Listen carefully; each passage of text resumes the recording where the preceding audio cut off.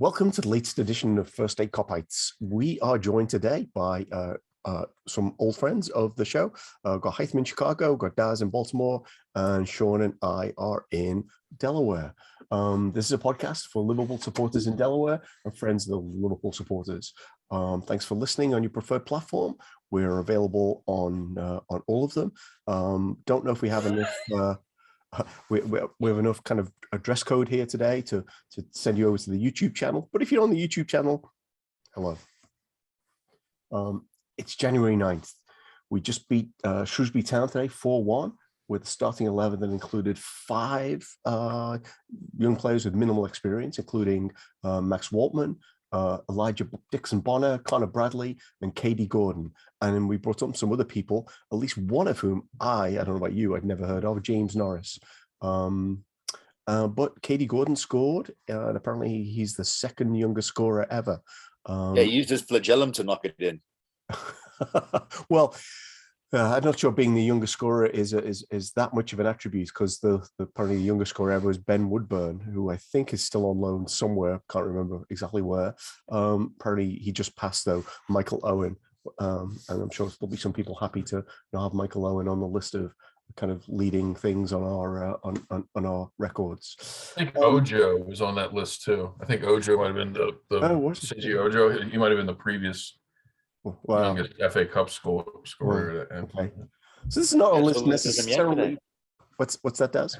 So a little bit of Ojo yesterday. We did. I'm not sure we're going to touch on Millwall supporters, but they don't deserve Shea Ojo, that's for sure. Why don't we? Actually, I feel like all over the place already. I feel like Justin is haunting me. Why don't we start? Let's go back a week. It feels like a long time since we played Chelsea at Stamford Bridge. That was never heard of him. Was the first, well, kind of so I'm sure we'll touch on this. Chelsea, who have got the worst injury crisis ever, and are somehow managing to put out a first 11, which contains players that cost north of £50,000. Sorry, £50 million. They wear shoes that cost £50,000. Right. Their wages per week. Yeah. This is one of those moments where I wish we edited it. 50 million, obviously, that's what I said. Yeah. So I'll start with you, Hytham, because you always have the most balanced perspective. It's been a week. There was a lot of fume about lineups and people making mistakes, and as I've let this settle, I kind of think that Chelsea made this game one that was more chaotic than I think we would have wanted. But I think in part, and I've listened to a few people talk about this, that was because they knew that if they lost, they would be kind of done for in any kind of race. And I think that's where a lot of the chaos came from. And honestly, they could have been 3-0 down at halftime, but they weren't, unfortunately. What are you left with a week later on the Chelsea game, Hytham? Yeah, I'm not sure about the chaos on purpose theory. It could be. I don't know. To me, it was just as simple as, and I know Sean talked about it and actually talked about it in detail, and I kind of agreed with most of what he said.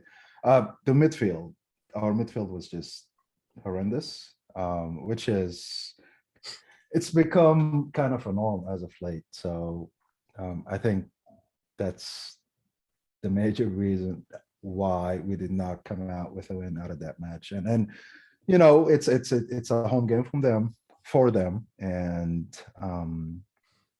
you're expecting them to do well at home and actually boss it, and they managed to boss at least the midfield, in my own opinion, and that's why they managed to come back. And I thought, especially maybe in the second half, for an extended period of time, they were controlling the ball more. Again, in my own opinion, I can only go by what I see, and sometimes when you have a lot of negativity going around, you could only see the negatives, I guess, or whatever. But yeah, I mean, it is what it is. I did not feel bad afterwards, other than the fact that City is actually or was the actual winner that day. But overall, you know, it was one of those days where, yes, you know, after 2-0, after we went up 2, you know, it felt good, and I was like, you know, yep, this looks like our day. But then I kind of reminded myself at that moment, hey, this happened before, you know, Brentford, Brighton, and you know, don't just think that this is over. And you know, when they scored, obviously it wasn't pleasant to watch, but it is what it is. I still think just to cap everything that I said, I still don't think the league is won by the citizens, but you know, I still think that they're gonna drop some points somewhere. It's not gonna be like last year, but that's just me. Yeah. So hopefully City, well, I think we all hope City drop some points. We'll maybe talk about City a little more later. I'll go to Sean, because one of the things that I did notice was our XG was just a little better than theirs in the game. And I think at least a couple of the folks that I listened to, including Sean Rogers, our friend on the Anfield Wrap, talked about how few chances Chelsea actually had for all of that chaos, and how, you know, there's a sliding doors moment where if we'd gone 3-0 up, I think Salah had a chance and his cross got blocked. That they're coming off a half time going, well, that was a crap strategy, coach. And where do we go from here? Instead of which the Kovacic shot flies in, which is probably going to not fly in 99 of the times out of 100. And they don't get that boost of energy, which probably helped them get back in the game. But he was off the ground, Paul. He was off the ground with both feet. Kovacic? Yeah, that's never mind. That's what all the pundits were, you know, just drooling about, the fact that his feet were off the ground. Both his feet were off the ground when he scored. Yeah. I'm sure there's a photo of Stevie G from every game he scored that kind of goal in where his feet are off the ground. Sean, what are your thoughts? Yeah, I mean, I think I agree with Hytham in terms of the fact we got off to a really good start. I know, like some people were getting nervous early. It was too chaotic. We didn't have control, which I guess there was some truth to that. But I just went back and checked, and just prior to when Kovacic scored that goal, Chelsea had 0.1 xG and we had 1.57. So we were blowing them off the park at that point.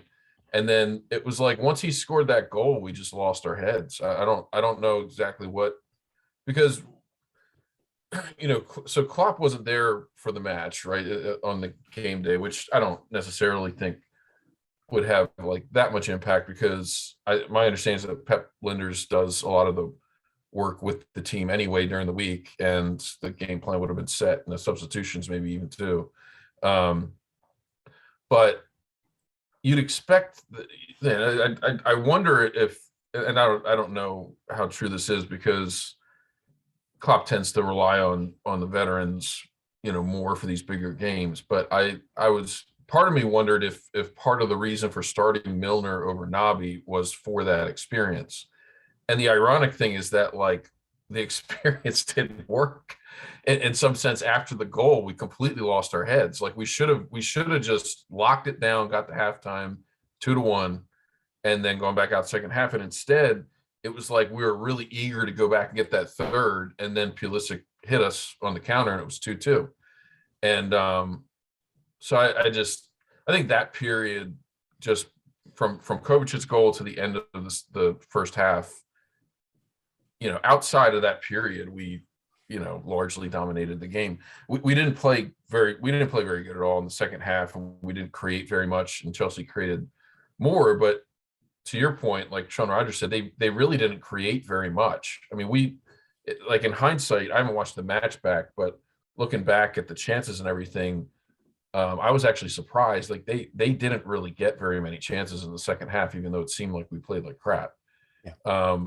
It's just that we weren't creating what we were in the first half. But yeah, it was just it was one of those weird things where Kovacic hits. It was like a 2% chance. That shot's almost never going in, and of course it goes in. Same thing. The frustrating thing for me is because I hate Chelsea, and the same thing happened in the first match with the Havertz header, which was like a 1% chance or something. So they get this random goal, and it looks like it was a really close game, and it's just frustrating. I feel like there were a lot of other things that happened during the game that could have gone our way that didn't. But, unfortunately, that just seems to be the story of the season so far in the league anyway. It's like, I feel like our results are not matching up to what our performances should be getting us. But, like Hytham said, it's not completely over. It's, I'm kind of accepting that we're probably not going to win the league this year, but you never know. We could stick in it, go on a good run. Maybe City slips up a couple times. We will play them. The gap doesn't look as bad as it is because we have a game at hand. So we just keep plugging along. But we're still in 3 other competitions that we could get trophies in, and I feel like the negativity.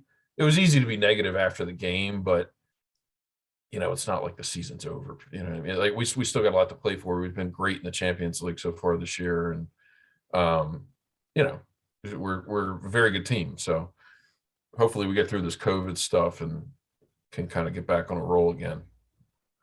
Well, a few things in there. While Hytham and Sean are agreeing, so Daz, we need the contrarian to pick on that. And I love your subtle correction of my 1 in 100, and it was actually 2 in 100 that go in from that. That was I enjoyed that. Thank you. And the other thing I'll just add there real quick, Paul. So like when they do this XG, it's supposed to be for the average player, and sometimes it varies. So like a Salah is going to be more likely to score like a chance that they say is 10% or whatever, right? It's Kovacic. Like he doesn't, he's a very good player, but you don't expect him to hit a shot like that. It was just such, bad luck on our part that he hit that. But it happens sometimes. Yeah, he's probably scored few goals this season, I'm guessing, but we're not going to go down that path. One thing that I do think unfortunately got lost was the Salah goal had some moments of absolute genius. The pass from Trent and the finish from Salah were, I thought, just absolutely exceptional. And so Daz, you can play the contrarian, or you can kind of highlight the great moments. And I thought that was truly one. The best part of that goal was when he dropped his shoulder and Marcus Alonso broke into like 42 pieces and just disintegrated. I was like, that was the best part of the goal, because the finish was sublime too. To squeeze it in like he did from there. Yeah, it's man's a highlight reel by himself. I can't honestly, I can't dredge up any contrarian view, because I think what happens is, and I think it would bring up Sean Rogers again, that the idea of that inner chimp, that while you're watching it, like it's like we're shit, we're crap, we suck.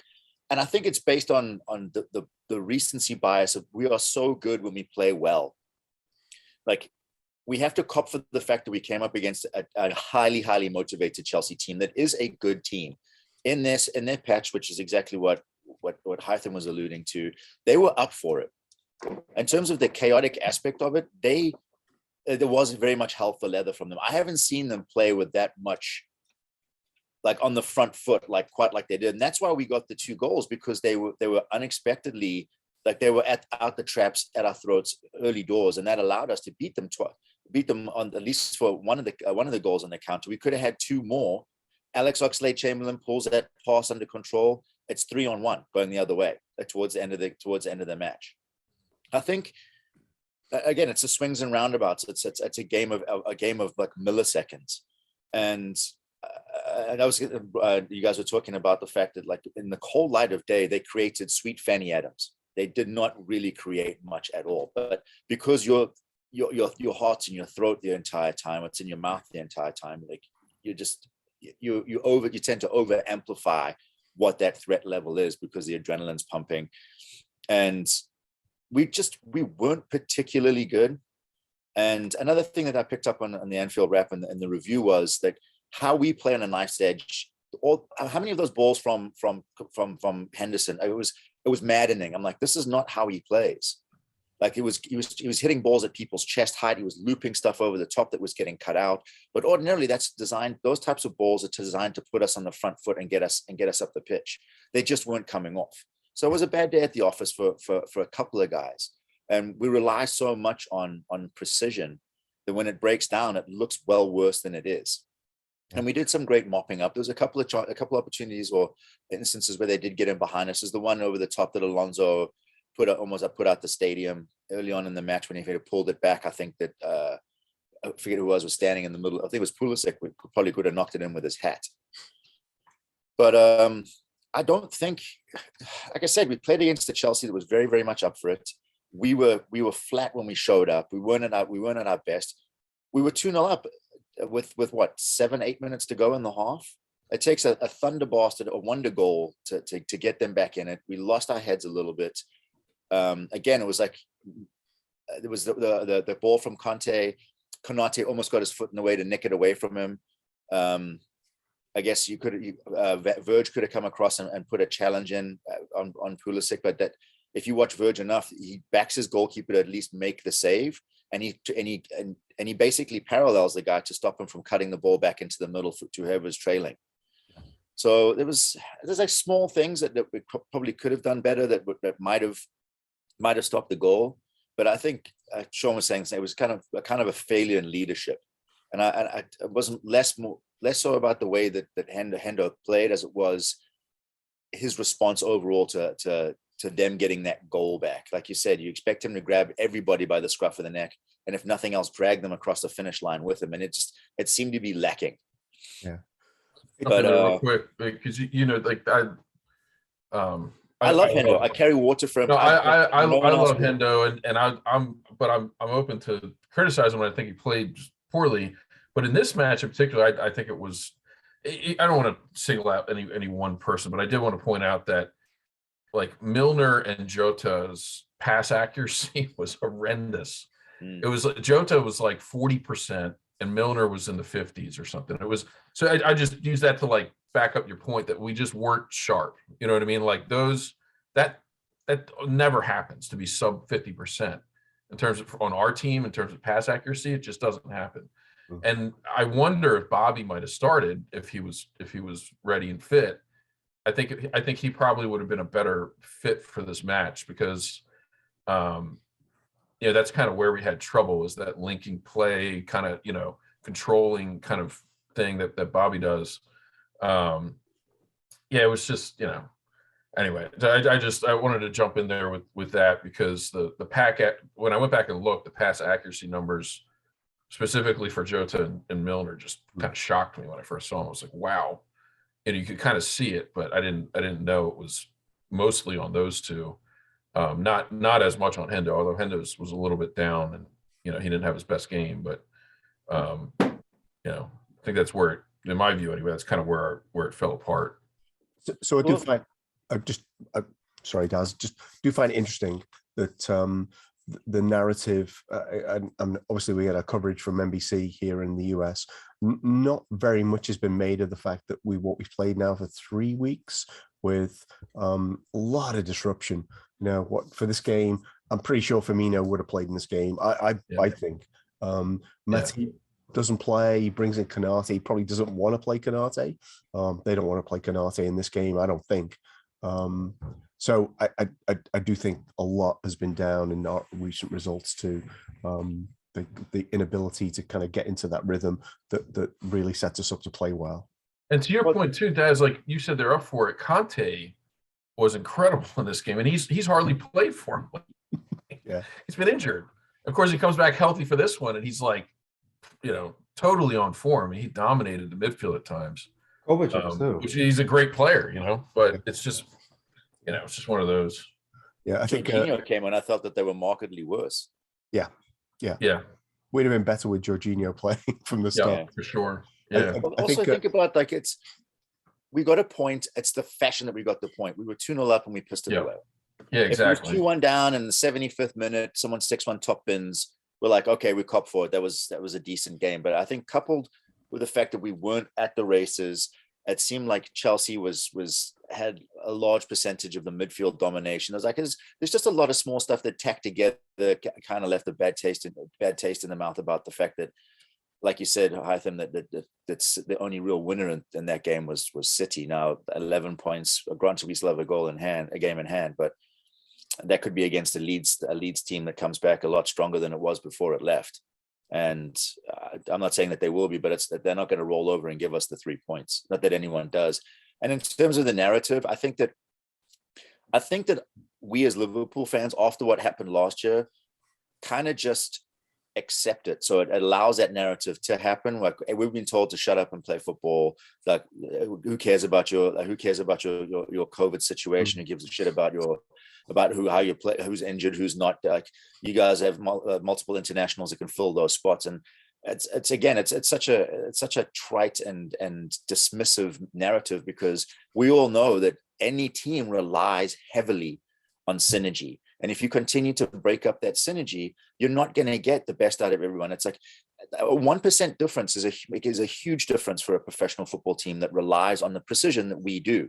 Like, the fact that Klopp can't get his guys on a training pitch for more than a day at a time to try and work through stuff without getting someone else out. So he kind of has to change a little bit and rely on the different strengths that the guy that's coming in. It's a lazy narrative. And that people say, like, well, Liverpool should be better. It's like, mate, I know some of these pundits are ex-professionals. So for them to be that disingenuous to say, oh, you just get on with it, mate, I guarantee you, like, your teams while you were playing was their output was diminished due to someone missing or like a break, an unexpected break in a schedule, or adding something into a schedule.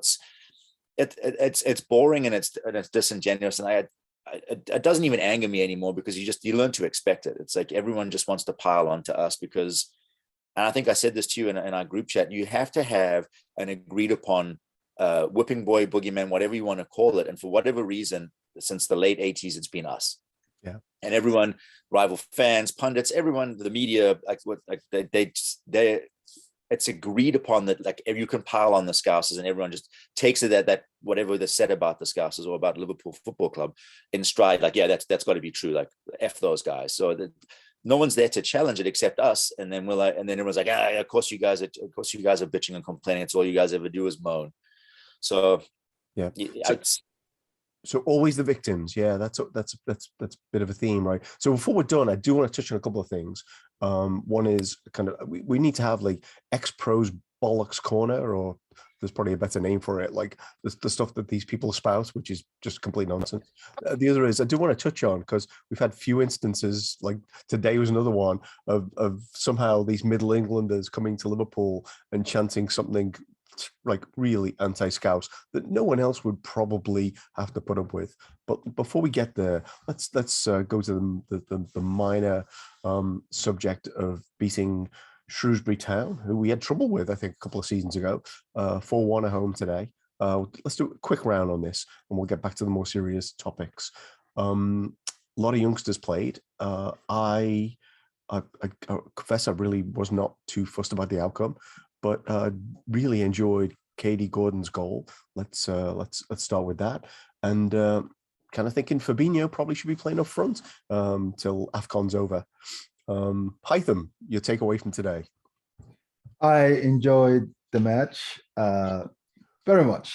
The one negative is the goal, but they happen. I thought Konate should have done better.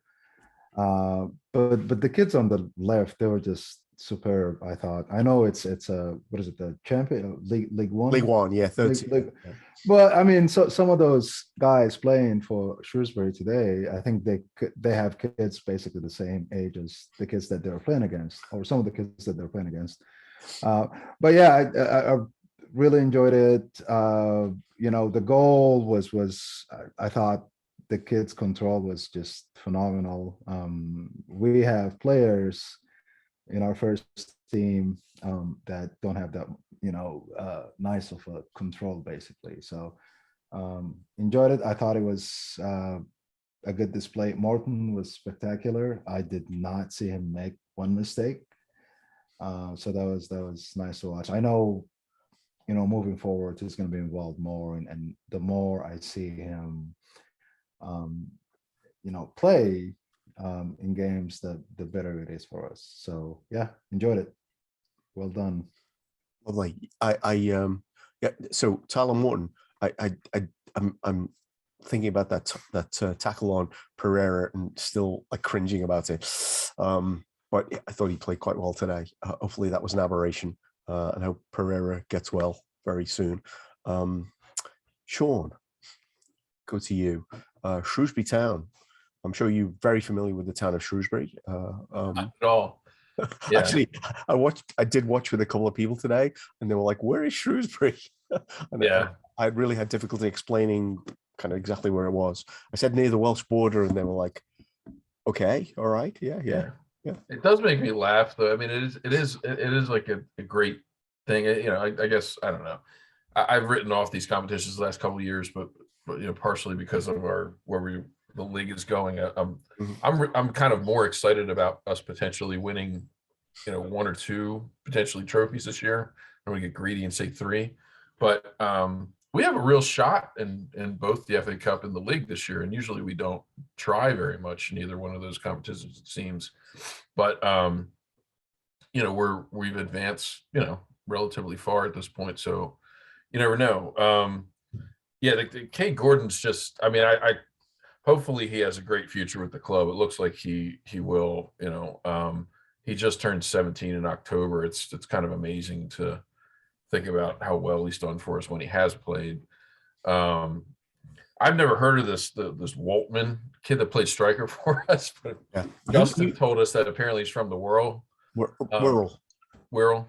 Yeah, get the pronunciation right, Sean. Yeah, I know. I'm not. So he did play. He did play in the FA Cup, the final last in whenever it was, the last FA Youth Cup final. Okay. Woltman did, yeah. Well, I mean, I wasn't impressed with his play, but I was impressed with the fact that he was just aggressive. I mean, he wasn't timid at all. I mean, he was throwing himself around, which, I think that's part of what we needed him to do against a team like Shrewsbury. It's going to be physical, and he wasn't afraid to go for it. I was particularly impressed with Conor Bradley, actually, and I was saying in our chat, like, is it terrible of me to say that he looks like he might be better than Nico? I don't know. I mean, because I often defend Nico. He gets a lot of criticism, but I thought Bradley looked really good. I mean, he didn't do great on their goal, but I agree with Hytham. I mean, Konate should have just been able to clear it. You're going to allow crosses in sometimes. But I thought overall he did really well. I was happy overall with how the team played. The kids, showed up well, and we got the win and move on. We got Cardiff next round, so hopefully that's an easy win. And then I think that gets us to the quarterfinals if we beat Cardiff. Correct? Easy win. How long have you been a Liverpool fan?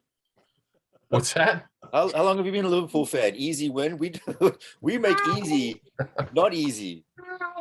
So actually, it's last 16, I think, Sean. So, the last 16 if we beat Cardiff. We beat Cardiff, yeah. Okay. Yeah. So, I'm guessing Sean has things to attend to. I think he's being attacked by a feline. Right. So, Daz, Shrewsbury. Let's word on Shrewsbury Town. They obviously were pissed off with us last time because Klopp basically said, "Yeah, we're not playing," and he left the under-23s to play against them, and we still won. That didn't make them happy. So we sent the under-17s instead this time. well, it's interesting, right? It's like, be careful what you wish for, right? Yeah. I thoroughly enjoyed it, just from a sheer entertainment viewpoint, because I've always enjoyed watching the kids play, because, and I think I said this in the group chat, it's basically like watching a group of Labrador puppies, like just the exuberance and the sheer joy that they have chasing a ball. And there's a couple of times that they weren't so much as hunting in packs as like there was like hyenas. Like there's like 2 or 3 of them hounding one dude. I'm like, oh, just get rid of the ball. They're going to smash you. Get rid of the ball. And they won it back up high up in the pitch a couple of times. Sometimes they look silly because they were massively out of position and they just played it around them. But I just, from a sheer entertainment point of view, like, I really enjoyed it. Good. And I'm never really all that upset. I'm in the same camp as you, Paul. Like, I was like, I could fairly give a flying fuck at a rolling donut about what how this ends up. I just wanted like a spectacle, and the kids provided it. Like, it's nice to see and you have to allow them, like, yeah, and I said this to you as well. I was like, they're kids, they make mistakes. It's not going to be silky smooth. I was surprised that Andy didn't really play all that well. And I don't know if you guys clocked his position quite frequently in their half of the pitch was very narrow. It was inside the 18-yard, the framework of the inside 18-yard box quite frequently, and he was ahead of whoever was playing on the outside of the left of the three, which I thought, I'm not sure if that's got to have been by design. So I'm wondering if that's not something that they might be working on. But it was good to see him back. I don't think that it was not the best game I've ever seen him play in a red jersey. Same for Fabinho. Despite the 2 goals, I felt like he was quite profligate with the ball when he had it quite frequently, which is unusual for him. Yeah. I don't know. He's just coming back into it as well. So it's like, I'm not going to go out there and start flogging people. Like I enjoyed it. 4-1's a great scoreline. No one's even mentioned the Bobby Backheel goal yet, and how that was insta-boner. Like I was. There he is. Yeah. I just love it. Like I have such a love affair with Bobby, and I think I've said this to you guys. Like I really hope when he hangs up his boots, he becomes like one of those guys that wears like a blouse, like a uniform that has like just medals all the way down, and he becomes like the leader of a third, of an island nation in the Caribbean. Because I would definitely move there and become a Bobbyite. I just like the abandon in which he plays the game. He doesn't seem to take anything too seriously. He's always got that big smile on his face. Like I love him so, and I'll be very sad to see him go when he does. But that was it's just so cheeky. Like it's just like like, okay, have this.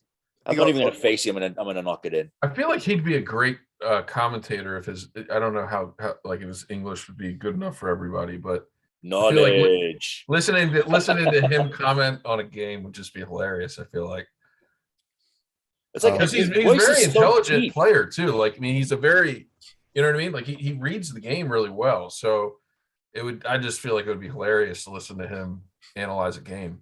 But Fabinho's second goal was hilarious. It was a great ball in from Tsimikas. He completely fluffed his lines trying to head it, and the guy's like, "Well, he'll just have it back and shelf it from this narrow angle." Like he completely missed the head. He's like, "Well, I guess I'll just finish it from the even tighter angle. Have this."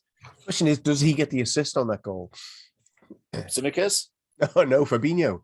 I think they gave Costas an assist on I'm sorry, Konate an assist on Bobby's goal. Oh, okay. That was a shot. I know it was. I'm not sure how they scored it, but when I first looked, I was like, they gave him an assist for that. There's like a Sadio Mane bias here. There's so many goals he creates, he doesn't get credit for. He didn't get shit for, yeah. Well, everyone's like, "Oh, he hasn't scored or assisted." I'm like, but he's the hockey assist. He's the guy that gives the ball, like that drives through like 5 people to knock it inside for someone to give that ball to someone to score. Yeah, we should have hockey assists. I think that would be better. Okay, so Shrewsbury Town, we're in the next round. We play Cardiff. Let's do one kind of circuit on what the I guess the week ahead, and then we'll talk about some of the more kind of politicized issues. Week ahead, let's do this quite quickly. Arsenal on Thursday at home, which is now the first leg. I'm sure they're really excited about getting knocked out the FA Cup by Nottingham Forest again. And then on Sunday morning, or at least our time, we have Brentford at home. Clearly, no Salah, Mane, or Keita, but no, maybe Kaide Gordon, maybe. So pick whichever game you want to focus on. But what are your hopes and expectations, Hytham, about the week ahead with playing 2 London teams? Play too many London teams, but anyway. Yeah, I'll talk a little about the Arsenal match. So they're missing Partey and Elneny, which right. Yeah, they're 2 of their better midfielders, and they have who's left. Chaka, who is I hope he plays.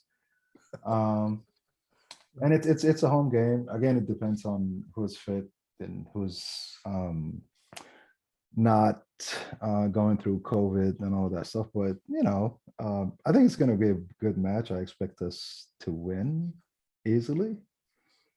Again, just looking at the three areas of the field and just doing the comparisons, I think even with those two guys being gone and Naby, I think we still have better players. No offense, Arsenal fans, if you're listening. That's just the reality of it. So we'll see. We're not angry enough, Python, for them to listen to us. I don't think. Yeah, Arsenal Fan TV wouldn't even put us on there.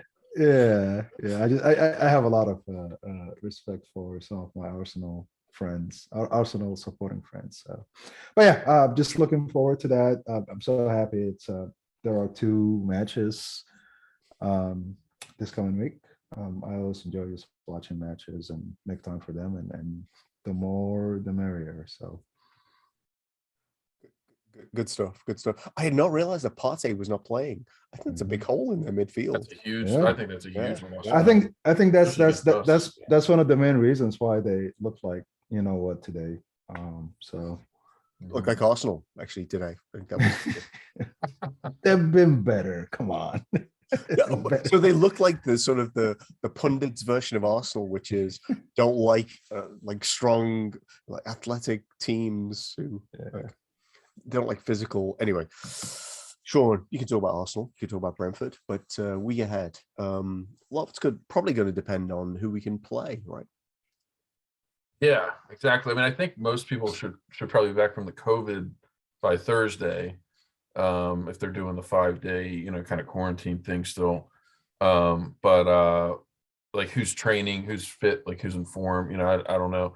The rotation between those two games will be interesting. I don't know.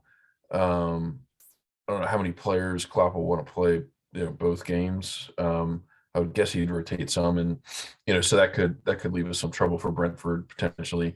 I would say like Arsenal plays a 4-2-3-1, and we tend to dominate two-man midfields when we play them, teams that come at us like that. So it'll be interesting. I would expect them to line up similar to how they did against City, where they just kind of sat back more and didn't try to attack. But without Partey, though, I mean, that's a huge loss for them in that midfield. I feel like we should be able to dominate their midfield in terms of control and possession. They'll just, they do have some threats on the counter, but so I would hope we'd be able to win. But like you mentioned before, I wanted to chime in. I think it was you, Daz. One of the things that you never hear the pundits talk about too much, and it's been on my mind for a while, and I guess I haven't really talked about it, but Klopp is much more reliant. Klopp's teams are much more reliant on that consistency and training and doing things on kind of consistent pattern. And we see it because every time they take a break, they come back and they look like crap, and they need to get into a rhythm. And it's that, like, once they start playing every 3-4 days, they build momentum. And it's that kind of Klopp sort of builds his team almost like this machine where like everybody knows their roles. And it's part of the reason it takes a long time for people to bet in, and why he's reluctant to trust some players, I think, is that like he is so specific about what he wants each role and each player to do, and they just drill it to death to like where everybody kind of knows what they're supposed to be doing.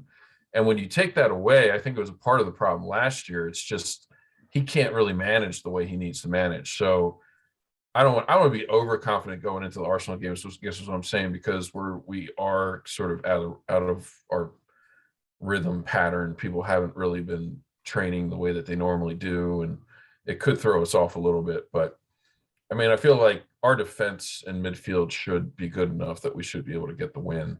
And their defense, was decent against City actually, but I think without Partey, it's going to be really tough for them. So I would expect a good win for us, and we know Brentford is not an easy match, so I wouldn't overlook that one either. But I think that one's at Anfield this time, right? So we should be able to get past them at home. But yeah, I mean, we gotta get back into the rhythm. We were going great, and then COVID hit us, and we had the Spurs match, and just kind of things fell off the track a little bit. So hopefully we can kind of get past this and get back on track. Yeah. I think rhythm is super important.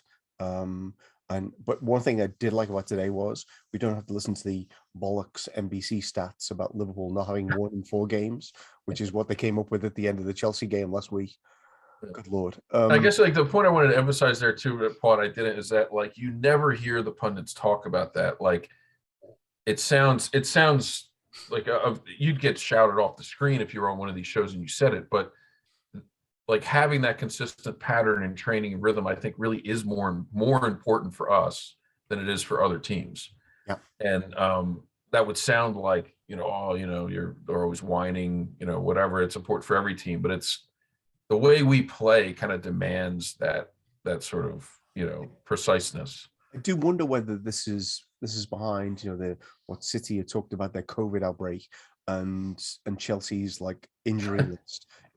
Some of that is that they also want to play in a rhythm, and it gets disrupted if you've got things going on. But I think things going on for City is a different kind of animal than for every other team. Let's one last thought about the week ahead, Daz, and then we'll get into talk about some of those other topics. A couple of things. I'd like to see us absolutely smash Arsenal this week.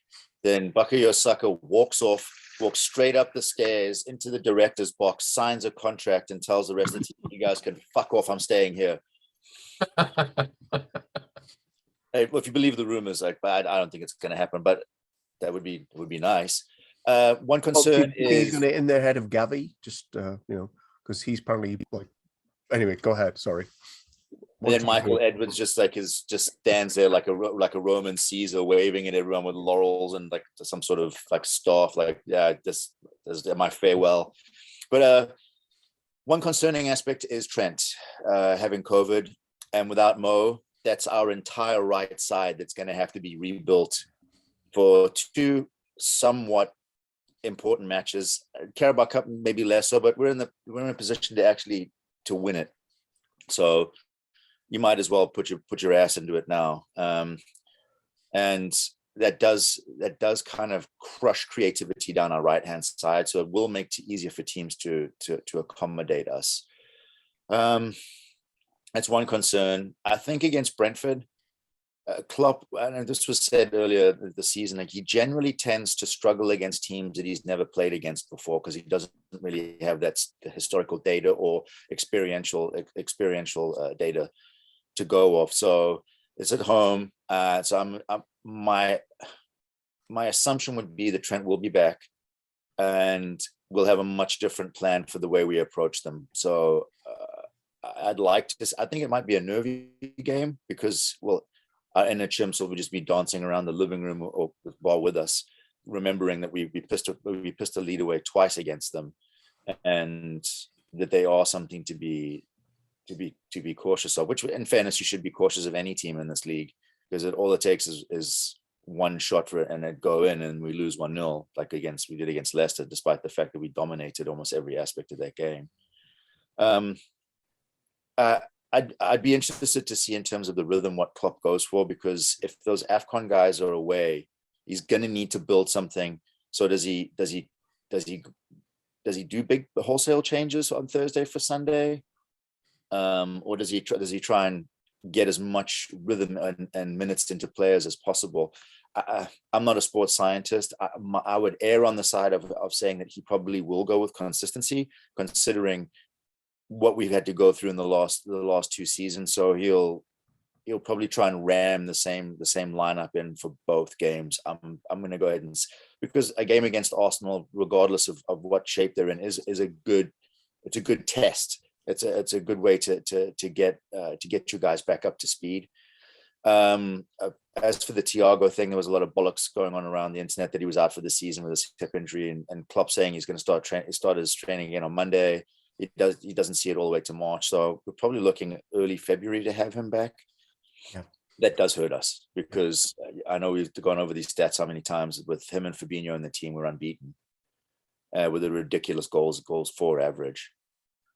So I'm going to be interested to see what he does in the front line. My assumption would be that you'll have Jota on one side or the other. Bobby got some minutes in his legs, so you'll probably see him in the middle. And then I'm not sure where Origi is. but it's maybe Tucky. I know that he's experimented with Curtis out there, who does bits and bobs. I don't think it's necessarily his best position, but he can play out there. I'd expect the midfield to do a lot more heavy lifting in the next 2 games for us, or the expectations that they'd have to do a little. I'd love to see him try a formation change, to maybe start accommodating some of the different strengths of those players that he actually does have. Because Tucky's not an outside forward. I think we all know that. We have enough evidence to see that he does his best work when he floats back into the middle to pick up the ball, like between the pipes. Yeah. So 3-5-2. What's that? 3-5-2. Nobody plays that anyway anymore. Everyone plays that except us. Right? Yeah. So honestly, I'd love to see us play a 3-5-2. We have incredible centre backs to be able to play that. Konate, Verge, and Matip. That would be incredible. And then you give Trent and Andy the license to bomb. Truth is, we really play a 2-5-3 most of the time, right? Yeah. Well, yeah, you're right. Yeah, I was going to say in possession, you're right, Paul. Yeah. When we have possession, it's like the 2 center backs and Fab usually kind of sits back a little bit. Yeah.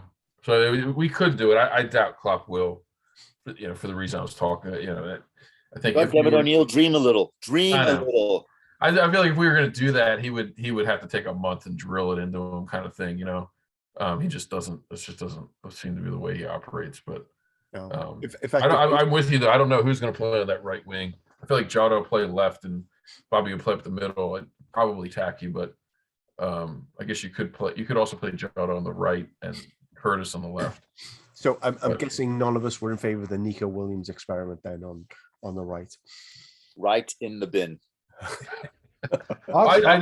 This is not popular with everybody, but I personally I'm not a big fan of the Ox up the middle either. I mean, I would like to see Ox play out wide right maybe, because I don't think it's worked with him when he's played up the middle. I know they tried it preseason.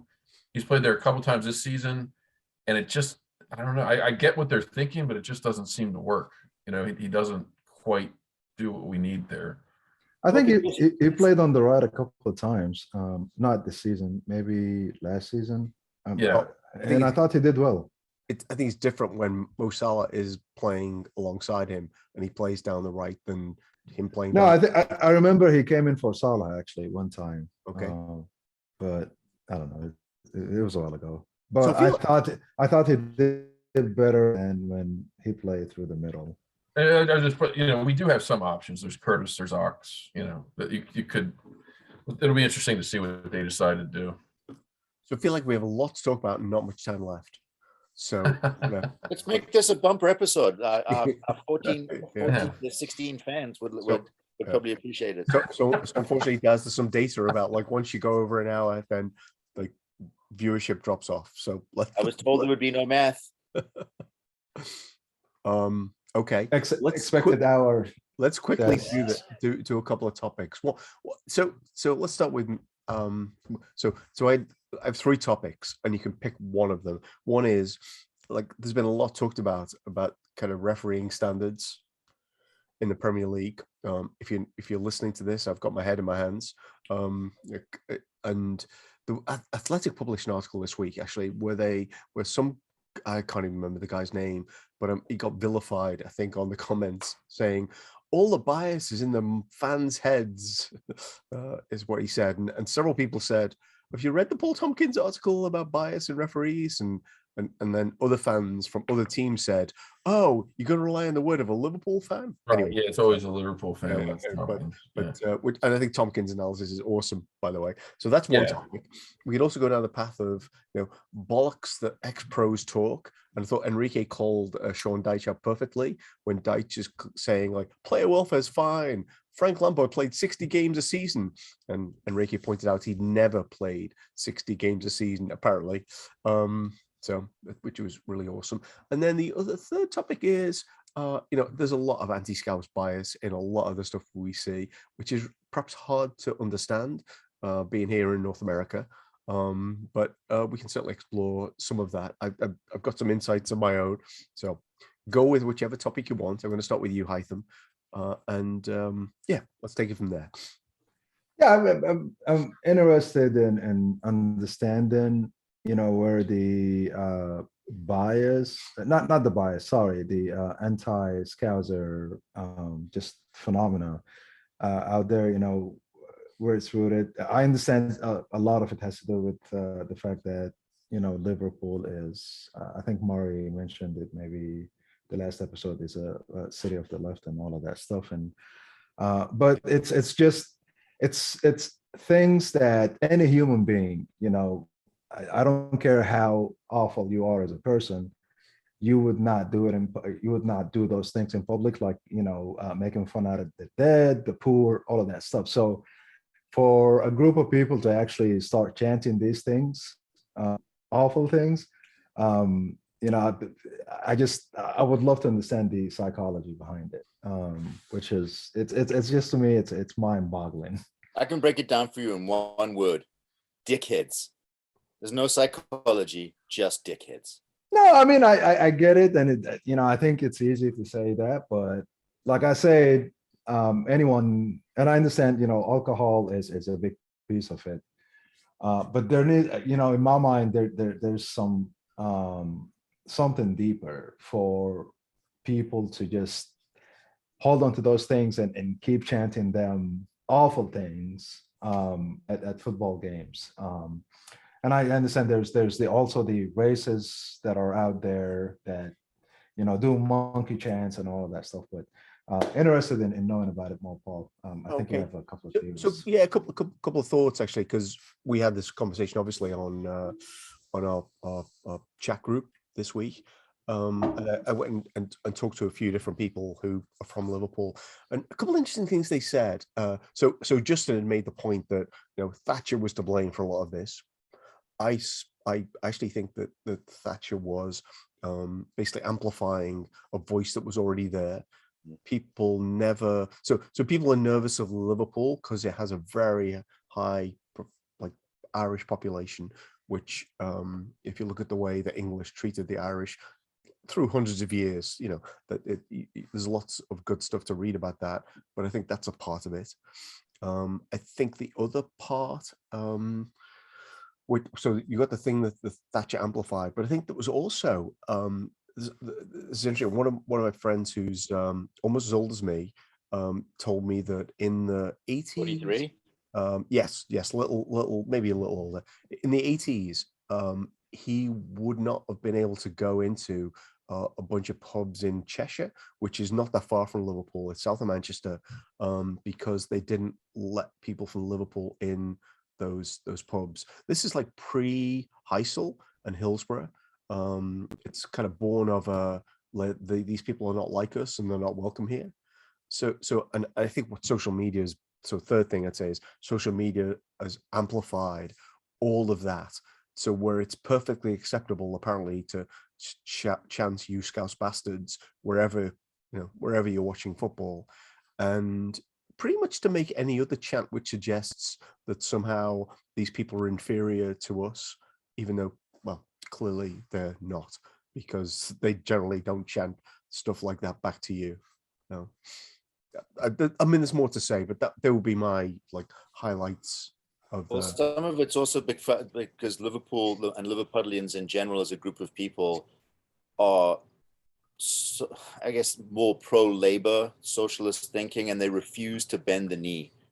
And I think the fact that there were, despite how oppressed or vilified they were, they still continue to succeed as a group of people, and as exemplified by a team that just continue to win and continue to win and continue to win despite all of it. And it just made it easy for people to point, for a bunch of different reasons, that many of which Paul has alluded to. But I think most of it's the defiance and the fact that no matter what people throw at Liverpool, no matter how they're treated, no matter what goes north, they play it back with a straight bat, and they refuse to submit. Yeah. But I guess my part of the story would be that's not just about Liverpool Football Club. That's about the city. And it's been hundreds of years.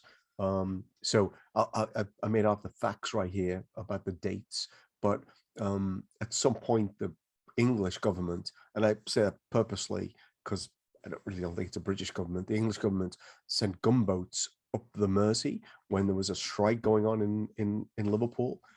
Mersey being the river in front. Like, can you think of another in English history? Can you think of another place that was treated that way on the mainland? Pretty sure the answer is no. And that was Churchill. It was like it was around 1910 or something like that, right? I think so. Yeah, I didn't want to give it. Yeah, I can't remember. Yes, it was Churchill. But I don't know if that's exactly the right year, but yeah, that story blew me away. I didn't know about it, and you told me, and I was like, oh yeah, a lot of people in Liverpool hate Churchill, and I was like, what's that about? Yeah. And I was blown away by that, and it makes perfect sense. But that could all, that all ties into, if you're nationalistic about Britain, then obviously Liverpool's also a target there because they're clearly not, as a city. So yeah, it's not English. And we know that, like, the nationalism thing is growing all over. So like that could be another part of the reason. Does just out of curiosity, does the same happen to in stadiums where Everton goes to play, or is it just Liverpool? I don't watch a lot of Everton matches. Yeah. So they definitely, it's probably not as extreme because probably a lot of those people aren't great at geography, but they definitely have a lot of the same. I'm joking. They definitely suffer a lot of the same chants. Yeah, they do. Yeah. Like the whole like so like, oh dear, I'm going on my soapbox now, but I'll quickly get off. Like, what disappointed me over the holidays was like the main commentator of NBC here in the US is Arlo White, Right. And a couple of points against the Leicester game where apparently they were chanting again, "Feed the Scousers," which is some variation on "Feed the World," that Live Aid song from, like, I don't know, 50 years ago. He talked about like, oh, the fans are engaging in banter. It's like, oh, so you're giving them permission that this is okay? It's harmless, yeah. And then the Chelsea game, he mentioned like the singing the stupid Steven Gerrard song. Jesus, it's been 8 years now. Really? We don't even have a song for John Terry slipping in the Champions League final, and they're still singing this, and you acknowledge they're singing the Steven Gerrard song? It's like, how is that okay? Which I don't have a problem with, by the way, because it's related to football, right? Yeah, it sucks and it brings back bad memories. But when they chant and it's actually, 4 awful things. Again, the 96, right. The poverty, whatever. It's just, to me, that's not cool. You're right. I guess my point was more like, who else is singing songs about other teams from 8 years ago about like things they do in football? It's like, it's different, But you're right. It like, sing that all you want compared to songs about poverty and race and and death. And death. Yeah. Wow. I feel like all the other topics are insignificant compared to kind of where we've just gone. Sorry, guys. No, that's I will say this. I thought David Coote was quite good today. Yeah, I didn't think he was bad. I agree. And I even commented before, I was like, they'll probably give him a whipping at the PGMOL in their next meeting, for letting us off with a He has to wear the cone of shame when he gets there. Officiated match, even if it's against the League One side or whatever. We talked about this. You're supposed to put the fucking boot into the Scousers. Put this on. But I didn't give Kaide Gordon the penalty. All right. Early, remember that one early in the match? I think he left a leg out. I looked at it a couple of times. He was definitely looking for it. It looked to me like, and I mentioned like in the playground, how you used to like run up behind people and stick your leg in front of them and shove them over your leg. That's what it looked like to me. But I don't know. If it had been Raheem Sterling, he would have given him that penalty, and after he scored it, he would have put it back on the spot and given it to him again. So I know we talked a lot about bias in other games, but Kaide Gordon's English. I don't, he should be getting soft penalties, right? Oh, I remember now. He hasn't played for England yet. Okay. We'll be good when he does. And he does play for Liverpool, which apparently negates all of it. He does. Yeah. Cancels everything else out. Yeah. So there's so many wonderful things we didn't get to talk about, like to be sad for Manchester City with a terrible COVID outbreak, where somehow they think playing Parma constitutes a weakened team. Yeah, we talked about Chelsea. They went hard. Did you see their lineup? Well, I guess it doesn't matter. It's ridiculous. It's ridiculous. Yeah. Like what crisis are you part of? Yeah.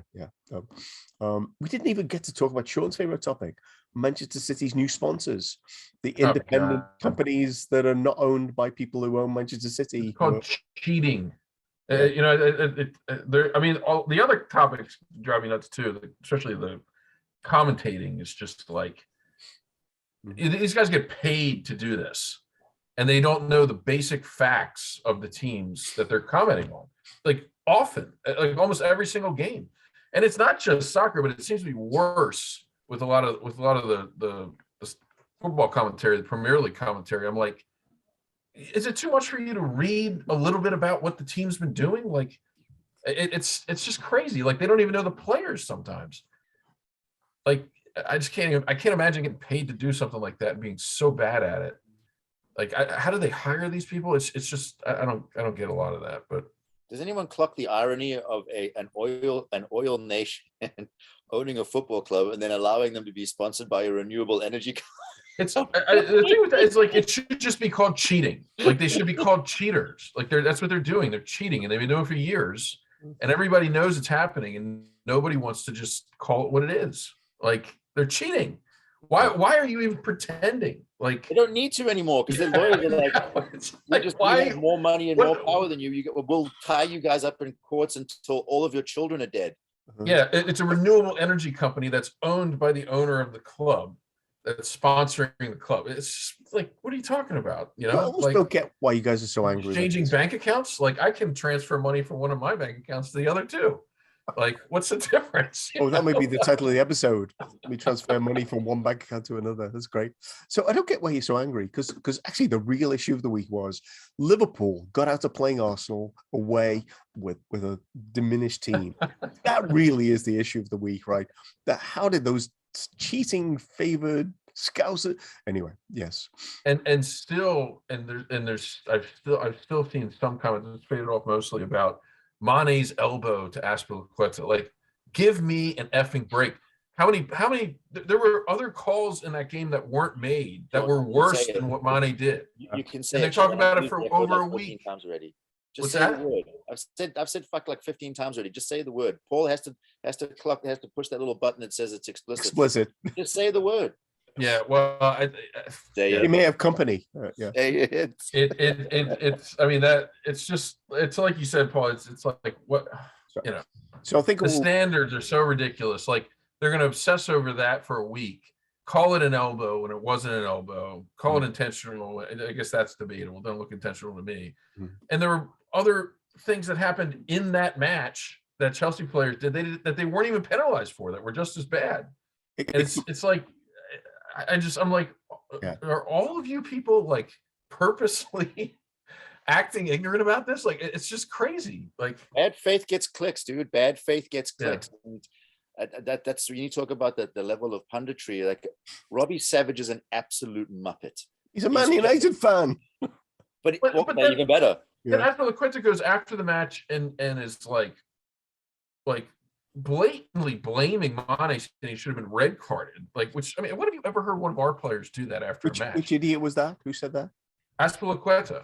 After the match, he basically said he thought Mane should have been red carded, and then someone else, it might have been, I don't know if it was Mendy, it was somebody else on Chelsea's team chimed in and agreed and said, "Oh yeah, he should have been red carded." When have you ever heard one of our players say that? And the coach. And it's just the whining that comes from Chelsea all the time. It's like, give me a break. I think we probably anyway, that's my rant. Yeah, fuck off Thomas Tuchel, fuck off Mason Mount. You got lucky that you didn't lose the match, assholes. Wow. Yes. Hate them with a passion. Okay. Yeah. We potentially will be back if we're not banned after the Brentford game. Thanks, Sean. Thanks, Daz.